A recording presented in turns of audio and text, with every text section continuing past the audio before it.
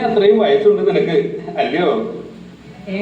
ആരാ ഈ കുന്തം പണി തന്നാണല്ലോ തോന്നുന്നേ? എടി കൊച്ചേ, എന്നെ ചായ നീ ഇന്നലെ ഇങ്ങനെ അല്ലല്ലോ നീ കേട്ടത്, ഇപ്പൊ എന്താ ഭാഷ മാറിയോ? അതെ, നിങ്ങളുടെ കുഴപ്പാ. ഇവിടെ 100 കൂട്ടം പണിയുണ്ട്, അതിനിടയ്ക്ക് വേണ്ടാത്ത വർത്താനം പറഞ്ഞിട്ട് വന്നിട്ടല്ലേ. സാരില്ല. അതിനിപ്പോ ഞാനിപ്പോ എന്നാ പറഞ്ഞേ? ഓരോ കാര്യം പറഞ്ഞ് സമയം കാലം ഒക്കെ ഉണ്ട് പാപ്പിച്ചായ.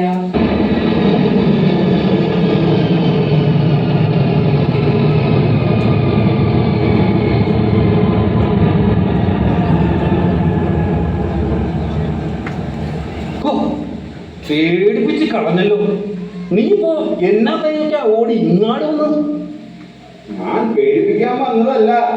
ജോണിച്ചേട്ടന്റെ വീട്ടിൽ വന്നപ്പോൾ ഇവിടെ ഒന്ന് കയറിയിട്ട് പോകാമെന്ന് കരുതി, അത്രേ ഉള്ളൂ. ആഹാ, ഇതാരാ സുന്ദരനാ? നീ ജീവിച്ചിരിപ്പുണ്ടാടാ കാട്ടുമാക്കാനെ? ഞാൻ നിന്നെ കാണുമ്പോ ചോദിക്കണമെന്ന് വിചാരിച്ചിരിക്കായിരുന്നു, നിനക്ക് ആരാടാ സുന്ദരൻ നേരിട്ടത്? എന്നെ പറഞ്ഞ കളിയാക്കാമോ? നിങ്ങൾ പിന്നെ മമ്മൂക്കയെ പോലെ ഇരിക്കായിരുന്നു. ഇങ്ങനെ പെണ്ണ് കാണാൻ വന്നപ്പോ ചേച്ചി എന്ത് നോക്കിയിരിക്കായിരുന്നു? എനിക്കും അങ്ങനെ തോന്നാറുണ്ട്. പിന്നെ ഞാൻ കണ്ണാടിക്ക് മുമ്പ് നിൽക്കുമ്പോ എന്റെ ആ വിഷമം ഞാനങ്ങ് മറക്കും. ചേച്ചി, ഞാനൊരു കാര്യം ചോദിക്കാനാണ് വന്നത്. വർഷയിലെ ജോണിച്ചേട്ടന്റെ മോന് കല്യാണക്കാര്യം നോക്കാനാ വന്നത്. എന്താ ചേച്ചിയുടെ അഭിപ്രായം? ഞാൻ എന്താ പറയാനാ, ഇപ്പോഴത്തെ കാലം അങ്ങനെ. പറക്കം പറ്റിയ കിളികളെല്ലാം പറന്ന് പല മരങ്ങളിലും ജയിക്കുന്നു. അമ്മക്കിളിയും തന്തക്കിളിയും പഴയ കൂട്ടിലിരുന്ന് ജീവിതമാണ് തീർക്കും. ശരിയാ ത്രേസ്യ നീ പറഞ്ഞത്. ഇത്രയും കാലത്തിനുള്ളിൽ ഒരു കാര്യം കൃത്യമായി പറഞ്ഞത് ഇപ്പോഴാണ്. കണ്ണുള്ളപ്പോൾ കാണുന്നതൊന്നും മായല്ല. മഴയും വെയിലും കണ്ണിൽ നിന്നും വായും വരെ നമ്മൾ ഓരോന്നും ചിന്തിച്ചുകൊണ്ടേയിരിക്കും. അല്ല, നിങ്ങൾ രണ്ടും കൂടി ഇതെങ്ങോട്ടാ പോണേ? ദൈവമേ, ഇത് പാപ്പിച്ചായന്റെ വീട് തന്നെയല്ലോ.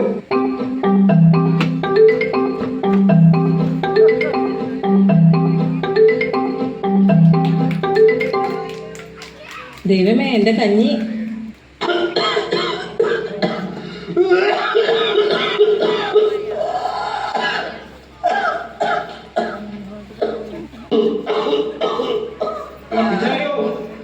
എന്നാ പറ്റി? ആശുപത്രിയിൽ പോണുണ്ട്. വേണ്ട,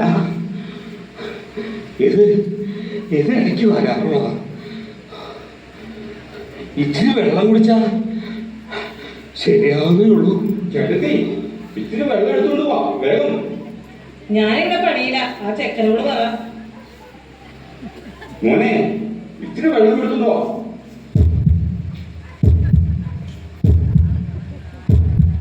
എടോ, നിങ്ങളല്ലേ പോയി വെള്ളം കൊണ്ടുവരാൻ പറഞ്ഞു.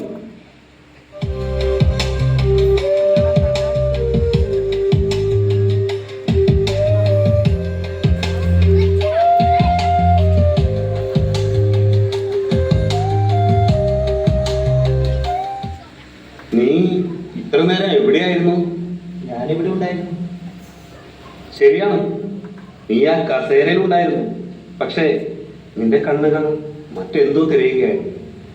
ചുറ്റുമുള്ളതൊന്നും കാണാതെ കണ്ണു തുറന്നിരിക്കുകയായിരുന്നു, അല്ലേ? ആവശ്യം നേരത്ത് ഒരിറ്റു വെള്ളം തരാൻ മറ്റൊരാൾ വേണ്ടി വന്നില്ലേ? ബൈബിളിലെ ധനവാന്റെയും ലാസറിന്റെയും ഉപമ പോലെ കണ്ണിൻ മുന്നിൽ ദയാഴ്ച കിടന്നവനെ കാണാതെ സുഖിച്ച് ജീവിച്ച ധനവാനെ പോലെ മരണശേഷം ഇതേ ലാസറിന്റെ ദയക്കായി ദൈവത്തോട് യാചിച്ചതും ഇതേ ധനവൻ തന്നെയാണ്.